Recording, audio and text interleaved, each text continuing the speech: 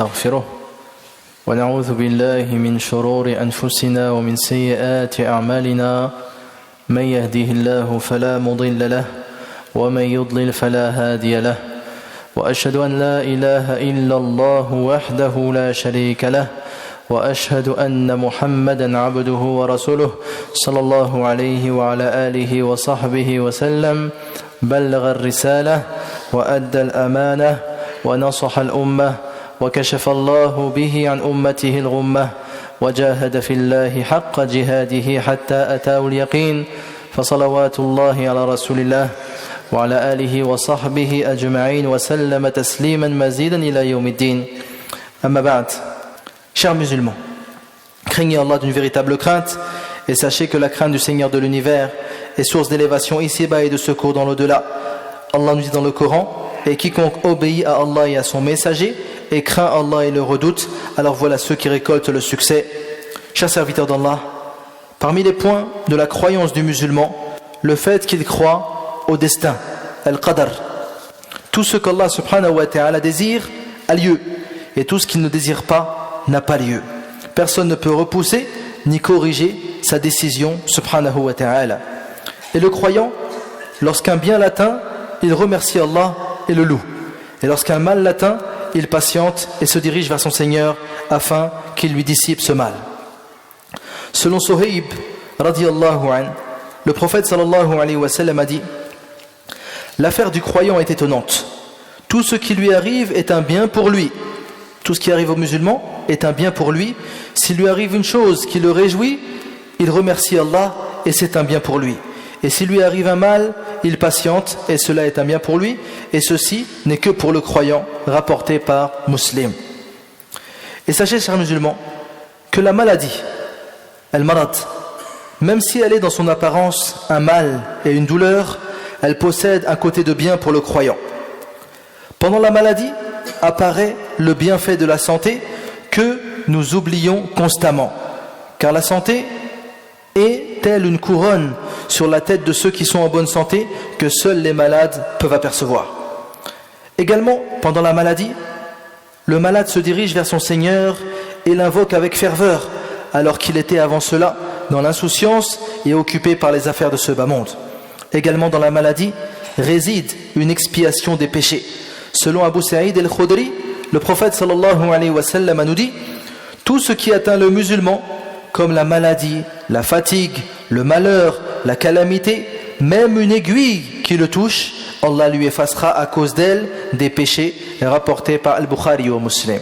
Chers croyants, Allah subhanahu wa ta'ala n'a pas fait descendre de maladie sans qu'il n'ait fait également descendre son remède. Donc, le fait de prendre des médicaments ou de consulter le médecin est une chose permise. Et il n'y a pas dans cela une contestation au destin d'Allah subhanahu wa ta'ala. Usama ibn Sharik radiyallahu anhu nous dit: j'étais avec le prophète sallallahu alayhi wa sallam quand des bédouins vinrent et dirent: ô messager d'Allah, pouvons-nous nous soigner? Le prophète sallallahu alayhi wa sallam leur répondit: oui, soignez-vous aux serviteurs d'Allah. Allah n'a pas fait de maladie sans en faire un remède, sauf une seule maladie. Ils dirent alors: ô messager, quelle est cette maladie qui n'a pas de remède? Le prophète sallallahu alayhi wa sallam répondit: al-haram, c'est-à-dire la vieillesse, rapportée par At-Tirmidhi. Il est donc permis de se rendre chez le médecin ou autre spécialiste pour obtenir un remède. Et il est également permis de rechercher un remède dans ce que l'on appelle al-ruqya, par le Coran et la sunna du prophète sallallahu alayhi wa sallam et les invocations. Et le mieux est de regrouper ces deux choses, al-ruqya et la médecine. Et si l'on commence par la ruqya, c'est encore mieux, car combien de douleurs disparaissent aussitôt grâce à la ruqya, et le malade n'a plus besoin à ce moment-là de se rendre chez son médecin. Allah nous dit dans le Coran: aux gens, une exhortation vous est venue, c'est-à-dire le Coran. Aux gens, une exhortation vous est venue de votre Seigneur, une guérison de ce qui est dans les poitrines, un guide et une miséricorde pour les croyants. Chers frères et sœurs, une chose très importante, lorsque l'on est en bonne santé ou malade, le fait de rester ferme dans l'obéissance d'Allah subhanahu wa ta'ala, en accomplissant les obligations et en délaissant les interdits. Et parmi les choses attristantes, le fait que certains, lorsqu'ils tombent malades, ils délaissent toute obéissance. et plus précisément la prière. Et le shaitan leur vient alors et les incite à faire cela en leur disant: lorsque tu seras guéri, tu rattraperas toutes ces prières. Et cela est une énorme erreur. Cela est une énorme erreur. Car le malade, qui lui garantit qu'il va sortir de cette maladie? Peut-être qu'il va mourir. Et donc il mourra à un moment où il a délaissé la prière. Comment peut-il délaisser une adoration qui est le but pour lequel il a été créé? Il délaisse cette obéissance qui sera sa provision pour l'au-delà. Donc tant que l'esprit est présent, la prière est obligatoire. Également, certains ignorent comment le malade se purifie et prie. Dès qu'il ne peut pas faire les ablutions, il panique, il ne fait plus rien. Et donc nous allons essayer brièvement de parler de certaines règles liées à la purification et à la prière du malade. Chers croyants, le malade, comme tout le monde, doit se purifier avec de l'eau. Donc c'est ça la base. Il doit faire les petites ablutions pour la petite souillure et les grandes ablutions pour la grande souillure. Et s'il ne peut pas faire les ablutions avec de l'eau, par cause d'incapacité ou par crainte d'augmentation de la maladie ou retard de la guérison, à ce moment-là, il fait ce que l'on appelle at-tayammum, l'ablution sèche. Et la manière de faire at-tayammum, donc on passe nos deux mains sur la terre pure une seule fois, et ensuite on passe nos deux mains sur le visage, puis on se frotte les deux mains. Donc c'est cela at-tayammum. On met nos deux mains par terre, sur le sol, sur la terre, ensuite on passe nos deux mains sur le visage et on se frotte les deux mains. Et si la personne donc supporte l'eau, ou bien supporte at-tayammum, mais il ne peut pas faire cela lui-même, il demande à une personne de l'aider, de lui laver les mains, le visage, les pieds, etc. Tu ne peux pas passer au tayammum si quelqu'un peut t'aider à faire tes ablutions avec de l'eau. Et si la personne a une blessure, donc sur un de ses membres il y a une blessure, s'il peut laver cette blessure, qu'il la lave. Et s'il ne peut pas, à ce moment-là, il l'effleure avec la main humidifiée, comme ce que l'on fait pour le mash al-khuffayn. Et même si l'effleurement est difficile, à ce moment-là, il fait le tayammum. Et s'il y a sur un membre du corps une bande, un pansement ou bien un plâtre, on fait nos ablutions normalement et on effleure cet endroit. On effleure le plâtre, le pansement ou bien la bande. Et sachez que l'on peut faire le tayammum avec toute chose qui est de la nature de la terre, comme le sable, comme les rochers, les pierres, etc. Et si on fait le tayammum également pour une prière, et qu'après cette prière, rien n'est venu annuler le tayammum, on peut prier plusieurs prières avec un seul tayammum, comme les ablutions.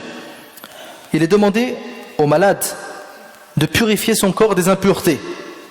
Et s'il ne peut pas, il prie tel qu'il est. Sa prière est alors valable et il n'a pas à la refaire.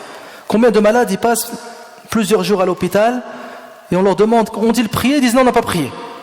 La cause, j'avais des impuretés sur moi, sur mon corps, sur mes vêtements, sur l'endroit où je voulais prier. Là, si tu peux purifier ça, alhamdulillah. Si tu ne peux pas, tu pries même s'il y a une impureté sur ton corps ou tes vêtements. Donc il faut également qu'il prie dans des vêtements propres de toute impureté. Et s'il y a une impureté sur son vêtement, il doit le nettoyer ou changer le vêtement, mais s'il ne peut pas, il prie tel qu'il est, sa prière est alors valable et il n'a pas à la refaire. Allah nous dit dans le Coran, Allah n'impose à aucune âme une charge supérieure à sa capacité. Et Allah dit également, craignez Allah donc autant que vous pouvez. Et il n'est pas permis au malade de sortir la prière de son heure pour motif qu'il ne peut pas se purifier. Non. Donc qu'est-ce qu'il fait? Il se purifie comme il le peut et il prie la prière à son heure, même s'il y a sur son corps, sur ses vêtements ou sur l'endroit où il prie une impureté qu'il ne peut laver. Chers croyants, la prière est le deuxième pilier de l'islam et la première chose sur laquelle sera jugé le serviteur le jour de la résurrection. Et c'est le lien entre le serviteur et son Seigneur. Et c'est la différence entre la foi et la mécréance. Et le malade, comme tout musulman, doit prier. Mais comment prie le malade? Donc la base est que le malade prie comme les autres. Donc il lui est demandé de prier les prières obligatoires debout, même en s'appuyant sur un mur ou une canne. Car Allah subhanahu wa ta'ala nous dit وَقُومُوا لِلَّهِ قَانِتِينَ, c'est-à-dire tenez-vous debout devant Allah avec humilité. Et s'il ne peut prier debout, qu'il prie assis en s'asseyant en tailleur. La personne donc regarde les choses dont elle est capable. Il se peut que la personne puisse se tenir debout, puisse s'incliner, mais ne puisse pas par exemple se prosterner. Il ne lui est pas permis à ce moment-là de faire la prière entière du début jusqu'à la fin assis. Donc la personne s'assoit seulement pour les choses dont elle est incapable. Donc s'il ne peut prier assis, qu'il prie alors sur son flanc droit, le visage vers la Qibla. Et s'il ne peut pas se mettre en direction de la Qibla, il prie vers n'importe quelle direction. Et s'il ne peut pas prier sur son flanc droit, il prie allongé sur le dos, les deux pieds vers la Qibla, et le meilleur est qu'il élève un peu son visage afin de le mettre en direction de la Qibla. Et s'il ne peut pas faire cela, qu'il prie vers n'importe quelle direction, et sa prière est valable. Chers frères et sœurs, il est demandé au malade donc de s'incliner et de se prosterner pendant la prière, donc s'il le peut. S'il ne peut pas, qu'il fasse des signes de la tête. Donc, il fait ruku' ou as-sujoud avec la tête, en faisant que as-sujoud soit plus bas que al-ruku'. Donc la prosternation se fera plus basse que le signe de l'inclinaison. Et s'il peut donc s'incliner mais ne peut pas se prosterner, donc il s'inclinera et fera le signe de la tête pour la prosternation. Et s'il peut par exemple se prosterner mais ne peut pas s'incliner, il se prosternera et fera un signe de la tête pour l'inclinaison. Et admettons que même le signe de la tête, il en soit incapable. Donc il est incapable de faire des signes de la tête pour l'inclinaison et la prosternation. À ce moment-là, il prie en clignant des yeux. Il cligne un peu pour l'inclinaison et cligne entièrement pour la prosternation. Donc en tout cas, il ne lui est pas permis de délaisser la prière, même s'il est amené à prier avec ses yeux. Et s'il ne peut ni faire des signes de la tête, ni cligner des yeux, il prie à ce moment-là avec le cœur. Donc il fait at-takbir, il lit ma tayassar min al-Qur'an, il s'incline, se prosterne, tout cela avec son cœur. Le prophète sallallahu alayhi wa sallam nous dit, les actes ne valent que par leur intention et chacun sera rétribué en fonction de son intention. Chers serviteurs d'Allah, il est également demandé aux malades de prier chaque prière à son heure. Donc ça c'est la base. Allah nous dit dans le Coran, la prière demeure pour les croyants une prescription à des temps déterminés. Et donc le malade fait ce qu'il est capable comme obligation. Mais admettons qu'il lui est difficile de prier chaque prière à son heure, à cause donc de la maladie, à cause de la fatigue. À ce moment-là, il lui est permis de regrouper al-Dhuhr avec al-Asr et de regrouper al-Maghrib avec al-Isha. Seulement regrouper. En ce qui concerne le fait de raccourcir la prière, cela n'est pas permis en dehors du voyage. Donc on peut seulement regrouper al-Dhuhr avec al-Asr et al-Maghrib avec l'Isha, soit à l'heure de la première, soit à l'heure de la seconde, en fonction de ce qui est le plus facile pour le malade. Quant à la prière de l'aube, elle ne peut ni être regroupée avec la prière d'avant, ni avec celle d'après. Nasallallahu ta'ala bi asma'il husna wa sifatihi al-ula an yaj'alna min alladhina yastami'una al-qawla fayattabi'una ahsanah. Allahumma ati nufusana taqwaha wa zakki anta khairu man zakkaha anta waliyuha wa mawlaha. اللهم إنا نسألك الجنة وما قرب إليها من قول أو عمل ونعوذ بك من النار وما قرب إليها من قول أو عمل. اللهم إنا نسألك من الخير كله عاجله وآجله ما علمنا منه وما لم نعلم ونعوذ بك من الشر كله عاجله وآجله ما علمنا منه وما لم نعلم.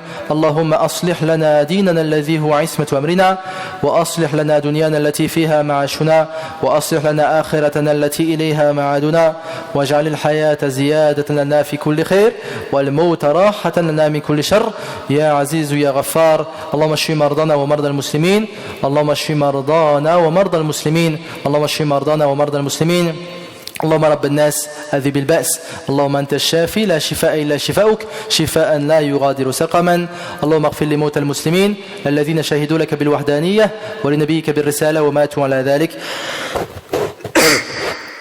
اللهم تقبل من الإخوان والأخوات الذين يسهمون لأجل هذا المسجد بأموالهم وأوقاتهم وجهودهم اللهم تقبل منهم واجعل ذلك حسنات مضاعفة في ميزان حسناتهم يوم القيامة ربنا آتنا في الدنيا حسنة وفي الآخرة حسنة وقنا عذاب النار وصلى الله وسلم وبارك على عبده ورسوله محمد وعلى آله وصحبه أجمعين وآخر دعوانا أن الحمد لله رب العالمين